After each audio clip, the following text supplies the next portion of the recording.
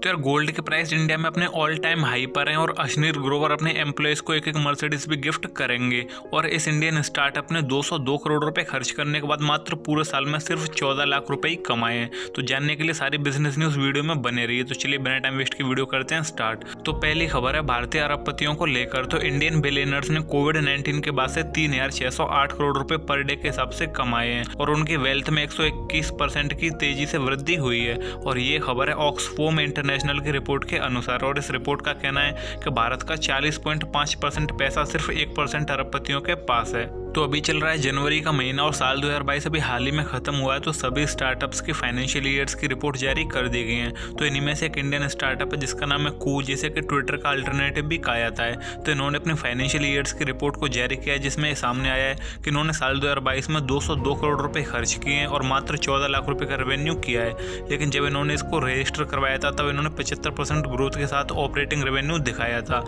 तो अभी चल रहा है साल 2023 का पहला ऑटो एक्सपो जिसमें कि बड़े बड़े मैन्युफैक्चरर जैसे कि मारुति सुजुकी, हुंडई, टाटा, किया और भी कई सारी बड़ी कंपनियों ने अपने लेटेस्ट इलेक्ट्रिक व्हीकल्स को शो किया है। और वहीं पर एक मुंबई बेस्ड स्टार्टअप जिसका नाम है लाइगर मोबिलिटी, उन्होंने कुछ नया पेश किया। उन्होंने पेश किया है दुनिया का पहला ऑटो बैलेंसिंग स्कूटर जिसका नाम है लाइगर एक्स और लाइगर एक्स प्लस। और ये क्लेम करते हैं कि इनका ये स्कूटर बिना राइडर के भी सीधे खड़े रह सकता है और ये ऑटो बैलेंसिंग स्कूटर है। तो यार ये काफ़ी रिवॉल्यूशनरी होगा अगर ये ईवी की दुनिया में आता है और इसको हम जल्दी रोड पर देख पाएं। तो भारत पे के को फाउंडर और शार्क टैंक इंडिया के सीजन 1 में शार्क रहे हम सबके फेवरेट अश्नीर ग्रोवर आजकल हर जगह इंटरव्यू और पॉडकास्ट करते हुए नजर आ रहे हैं। तो हाल फिलहाल में उन्होंने कहा कि अभी वो अपने तीसरे स्टार्टअप जिसका नाम है थर्ड यूनिकॉर्न उस पर काम कर रहे हैं और उनके साथ जो भी एम्प्लॉय उनके तीसरे स्टार्टअप में 5 साल तक टिके रहेंगे उनको वो एक मर्सिडीज गिफ्ट करेंगे। तो आपको क्या लगता है कोई एम्प्लॉय उनके साथ 5 साल तक टिक पाएगा या फिर नहीं? क्योंकि अश्नीर ग्रोवर काफी गुस्सैल स्वभाव के आदमी है। तो चलिए कमेंट करके बताइए। तो आपने ये तो सुना ही होगा कि अगर आप में रिस्क लेने की क्षमता है और आप कई गुना रिटर्न पाना चाहते हैं अपने इन्वेस्टमेंट पर तो आपको स्टार्टअप्स में इन्वेस्ट करना चाहिए।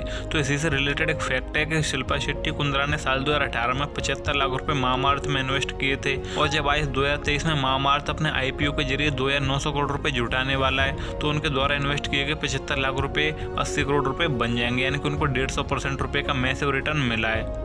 तो जैसा कि मैंने आपको अभी थोड़ी देर पहले बताया था कि अभी जनवरी का महीना चल रहा है और सभी स्टार्टअप्स ने अपनी 2022 की फाइनेंशियल रिपोर्ट्स जारी कर दी हैं। तो इसी में से स्टॉक ब्रोकिंग जायंट जेरोदा ने भी अपनी फाइनेंशियल ईयर्स की रिपोर्ट जारी कर दी है। तो जेरोदा कंपनी जो कि कामत ब्रदर्स निखिल कामत और नितिन कामत ने बनाई है, उस कंपनी ने साल 2022 में 2,094 करोड़ एज अ प्रॉफिट कमाए हैं। तो ये कंपनी काफ़ी प्रॉफिटेबल है और इसका सबसे बड़ा कारण ये भी है कि जेरोदा कभी भी यूट्यूब एड्स पर या फिर IPL पर या किसी भी तरह के स्पॉन्सरशिप और एड्स पर खर्चा नहीं करती। तो अब बढ़ते हैं फंडिंग न्यूज़ की तरफ और देखते हैं कि किस स्टार्टअप को कहां से कितने $1 मिलियन की फंडिंग मिली है। तो सबसे पहले बात करते हैं ChatGPT कंपनी के ओनर OpenAI की। तो OpenAI में माइक्रोसॉफ्ट $10 बिलियन इन्वेस्ट करने वाले हैं और Bengaluru based Indian startup KreditBee ने अपने सीरीज डी के फंडिंग राउंड में $120 मिलियन की फंडिंग जुटाई है एडवेंट कैपिटल्स के थ्रू। और इसके अलावा डंजो ने भी 850 करोड़ रुपए की फंडिंग जुटाई है कॉन्वर्टेबल नोट्स के थ्रू। तो चलिए अब बात करते हैं बिजनेस एक्विजिशन न्यूज़ की और देखते हैं कि किस कंपनी ने किस बिजनेस को एक्वायर कर लिया। तो सबसे पहली खबर है NDTV न्यूज़ चैनल की। तो NDTV के फाउंडर्स ने अपने 27.26% के स्टेक को अदानी एंटरप्राइजेस को बेच दिया है जिसके बदले उन्हें 602 करोड़ रुपए मिलेंगे। और अगली खबर है एजुकेशन से रिलेटेड स्टार्टअप बायजूस की। तो बायजूस के फाउंडर बायजू रविंद्रन ने अपनी कंपनी में अपने स्टेक को 25% से बढ़ाकर 40% कर लिया है। और मुकेश अंबानी की रिलायंस ने US की एक टेक कंपनी जिसका नाम है एक्साइन टेक में $25 मिलियन के बदले 23.3% का स्टेक ले लिया है। ये कंपनी मुख्य तौर पर ड्रोन्स, कैमरा और इलेक्ट्रिकल गैजेट बनाती है। तो यार ये थी इस हफ्ते की बिजनेस न्यूज़। आई होप आप पूरी तरीके से अपडेट हो गए होंगे। तो इसी तरह के सभी बिजनेस की खबरों से अपडेट रहने के लिए प्लीज़ चैनल को दीजिए सब्सक्राइब और नोटिफिकेशन बेल को कर दीजिए ऑन।